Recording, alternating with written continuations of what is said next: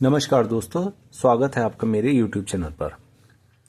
हत्या बनाम सदोष मानववध, सुप्रीम कोर्ट का एक महत्वपूर्ण विश्लेषण आया है। यह वीडियो सुप्रीम कोर्ट के एक नॉन रिपोर्टेबल जजमेंट पर आधारित है।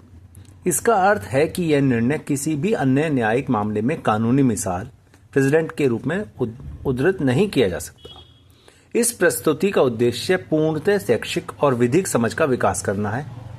आज हम नंद कुमार बनाम गुजरात राज्य 2025 के केस के माध्यम से भारतीय दंड संहिता की धारा 302 जो हत्या और धारा 304 जो सदोष मानववध के बीच के सूक्ष्म किंतु महत्वपूर्ण अंतर को समझेंगे। यह विश्लेषण कानून के छात्रों, वकीलों और विधिक अध्ययन में रुचि रखने वाले व्यक्तियों के लिए अत्यंत उपयोगी है। हत्या और सदोष मानववध में क्या फर्क है? भारतीय दंड संहिता की धारा 302 और 304 में बहुत बारीक कानूनी अंतर है। यह प्रस्तुति सुप्रीम कोर्ट के एक महत्वपूर्ण फैसले नंद कुमार बनाम गुजरात राज्य 2025 का विस्तृत विश्लेषण प्रस्तुत करती है। इस ऐतिहासिक मामले में कोर्ट ने इरादा और जानकारी के आधार पर हत्या और सदोष मानववध के बीच के महत्वपूर्ण अंतर को स्पष्ट किया है। धारा 302 आईपीसी हत्या की परिभाषा।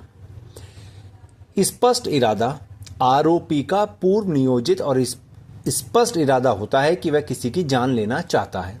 कानूनी परिणाम, यदि इस इरादे से कोई व्यक्ति मारा जाता है तो आरोपी को हत्या का दोषी ठहराया जाता है। सजा का प्रावधान, हत्या के दोषी को आजीवन कारावास या मृत्यु दंड की सजा हो सकती है। धारा 302 आईपीसी भारतीय न्याय व्यवस्था में सबसे गंभीर अपराधों में से एक है। इसे मुख्य तत्व मेंस रिया यानी आपराधिक मंशा का होना अनिवार्य है। धारा 304 आईपीसी इसे समझते हैं। धारा 304 आईपीसी सदोष मानववध। धारा 304 आईपीसी सदोष मानववध को परिभाषित करती है। इसमें मौत का इरादा न होते हुए भी मौत का ज्ञान या संभावना होना आवश्यक है। यह धारा दो महत्वपूर्ण भागों में विभाजित है। धारा 304 भाग 1, जहां मौत का इरादा नहीं होता लेकिन यह ज्ञान होता है कि कार्य से मौत हो सकती है, इसमें अधिक गंभीर सजा का प्रावधान है।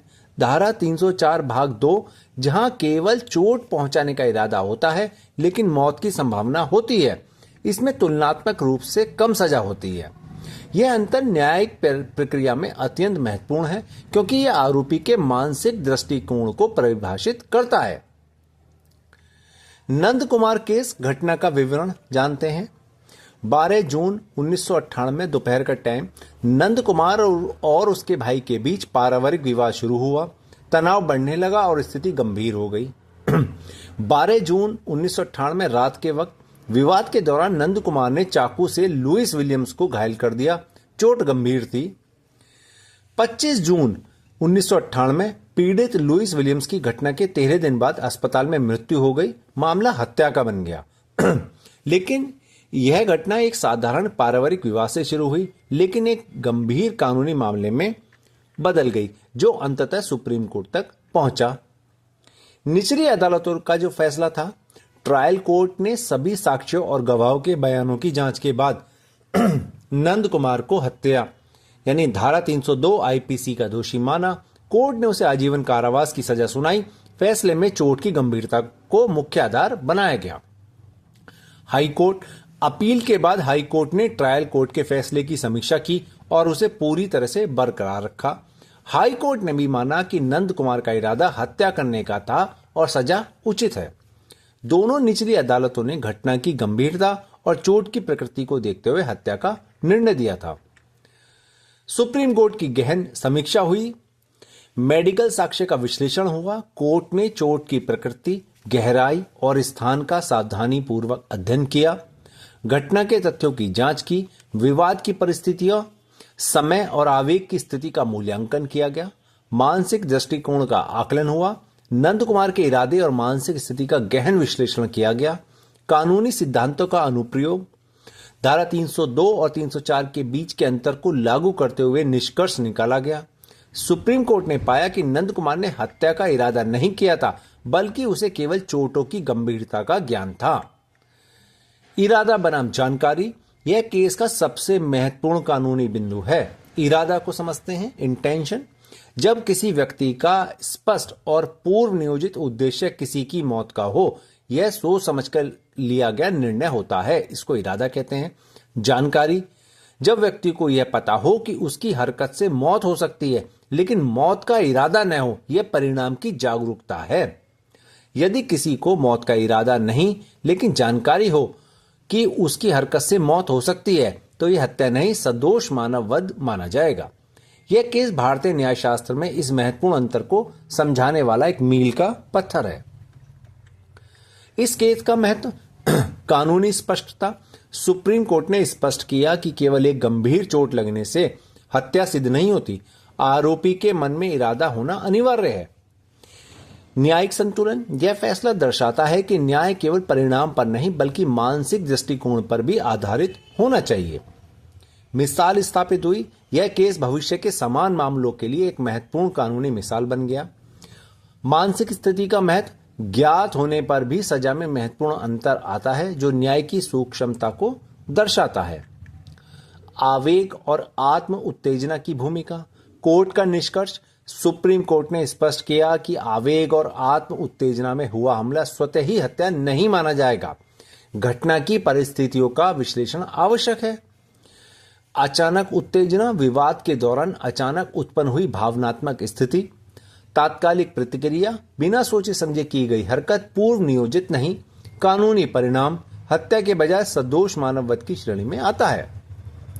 इसका मतलब है कि गंभीर चोट को हत्या से जोड़ना न्याय संगत नहीं है। परिस्थितियों का संपूर्ण मूल्यांकन आवश्यक है। सुप्रीम कोर्ट का जो अंतिम निर्णय रहा, सजा में संशोधन। सुप्रीम कोर्ट ने नंद कुमार की सजा को धारा 302 हत्या से हटाकर धारा 304 भाग 2 सदोष मानव वध में बदल दिया। सजा की अवधि, आरोपी को पहले से काटी गई 14 वर्ष की सजा को पूर्ण और पर्याप्त माना गया। रिहाई का आदेश, कोर्ट ने नंद कुमार को तत्काल रिहा करने का आदेश दिया यदि वह किसी अन्य मामले में अपेक्षित न हो। यह फैसला दर्शाता है कि न्याय केवल दंड देना नहीं बल्कि सही और संतुलित दंड देना है। धारा 302 और 304 मुख्य अंतर। पहलू, मानसिक दृष्टिकोण। धारा 302 में मौत का स्पष्ट इरादा, धारा 304 मौत का ज्ञान या संभावना। पूर्व नियोजन, धारा 302 में सोच समझकर लिया गया निर्णय, धारा 304 आवेग या अचानक उत्तेजना में। सजा का प्रावधान, धारा 302 में आजीवन कारावास या मृत्युदंड, 304 में 10 वर्ष तक का आजीवन, भाग 1 में 10 वर्ष तक का भाग 2 में। गंभीरता, सबसे गंभीर अपराध, 304 गंभीर लेकिन हत्या से कम। मुख्य तत्व, मेंसरिया, आपराधिक मंशा। 304 में ज्ञान या लापरवाही। यह अंतर केवल कानूनी शब्दावली का नहीं बल्कि न्याय के मूल सिद्धांतों का है। आरोपी के मानसिक दृष्टिकोण का सही आकलन न्यायिक प्रक्रिया का आधार है। निष्कर्ष, न्याय की सूक्ष्मता। नंद कुमार बनाम गुजरात राज्य का यह ऐतिहासिक फैसला हमें सिखाता है कि भारतीय दंड संहिता की धारा 302 और 304 का अंतर केवल परिणाम में नहीं बल्कि आरोपी के मानसिक दृष्टिकोण में निहित है। इरादे का महत्व, कानून में इरादा और जानकारी की भूमिका अत्यंत महत्वपूर्ण है और यह सजा को निर्धारित करती है। संतुलित न्याय, हर गंभीर चोट हत्या नहीं होती, परिस्थितियों का संपूर्ण विश्लेषण आवश्यक है। कानूनी मिसाल, यह केस भविष्य के समान मामलों के लिए एक महत्वपूर्ण दिशा निर्देश प्रदान करता है। न्याय का उद्देश्य केवल दंड देना नहीं बल्कि सत्य और निष्पक्षता के साथ सही दंड देना है। इस प्रस्तुति के माध्यम से हमने समझा कि कैसे सुप्रीम कोर्ट ने कानून की बारीकियों को स्पष्ट करते हुए न्याय की सूक्ष्मता को बनाए रखा। इस वीडियो में हमने समझा कि सुप्रीम कोर्ट ने कैसे इरादा और जानकारी के आधार पर सजा में बदलाव किया और न्याय की बारीकी को बरकरार रखा। याद रखें, यह निर्णय नॉन रिपोर्टेबल है, यानी यह कानूनी मिसाल के तौर पर आगे इस्तेमाल नहीं हो सकता, लेकिन शिक्षण और कानून की समझ के लिहाज से अत्यंत महत्वपूर्ण है। ऐसी और कानूनी व्याख्याओं के लिए चैनल को सब्सक्राइब करें, हमें फॉलो करें और वीडियो को लाइक करें, शेयर करें। मिलते हैं आपसे अगली वीडियो में। जब तक के लिए जय हिंद, जय भारत, जय संविधान। धन्यवाद।